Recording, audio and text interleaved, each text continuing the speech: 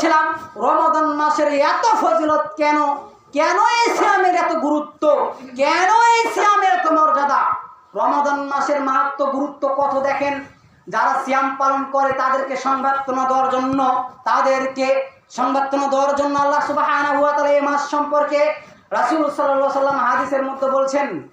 আবু হুরায়রা রাদিয়াল্লাহু আনহু থেকে বর্ণিত, قال النبي صلى الله عليه وسلم إذا دخل رمضان فتحت أبواب الجنة وغلقت في النار سلسلة الشياطين।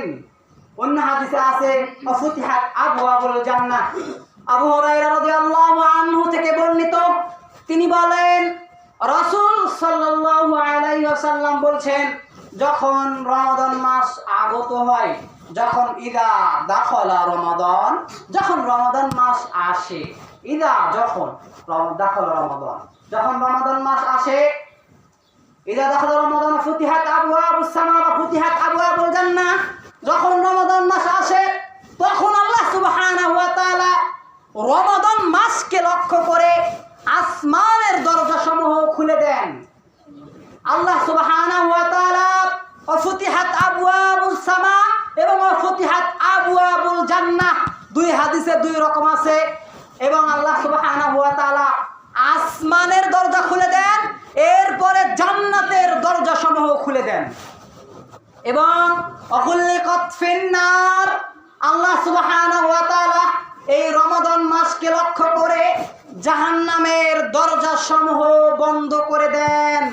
এবং ওয়াসিলসিলাতিশ শায়াতিন, আল্লাহ রাব্বুল আলামিন এই রমাদান মাসকে লক্ষ্য করে শয়তানকে শৃঙ্খলিত করে রাখে, শয়তানকে শিকল দ্বারা বন্দী করে রাখে।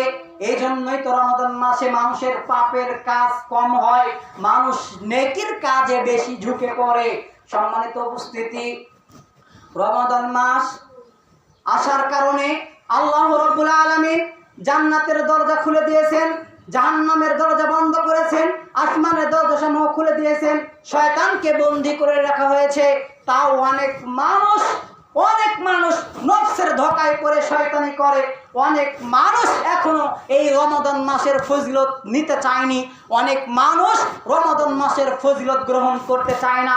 দুর্ভাগা হতভাগা মুসলিম এখনো রমাদান মাসের ফজিলত নিতে চায় না। আল্লাহ সুবহানাহু ওয়া তাআলা এই রমাদান মাসের মাহাত্ম্য সম্পর্কে, রাসূল সাল্লাল্লাহু আলাইহি ওয়াসাল্লাম মাহাত্ম্য সম্পর্কে হাদিসগুলো বর্ণনা করছেন, কিন্তু দুর্ভাগা মুসলমান এখনো, কপাল পোড়া মুসলমান বাড়ির মধ্যে, বাসার মধ্যে দরজা লাগিয়ে খাবার খায়। কপাল পোড়া মুসলমান গাবতলী হোটেলের মধ্যে পর্দা লাগিয়ে খাবার খায়। রমজান মাসে এদের হায়া লজ্জা শরম বলতে কোনো জিনিস নাই। রমাদান মাসে আল্লাহ তাআলা শয়তানকে বেঁধে রেখেছে, কিন্তু মানুষ শয়তান এখনো সমাজে বসবাস করছে। মানুষ শয়তানের লক্ষ্য, মানুষ শয়তানের রীতিনীতি সমাজ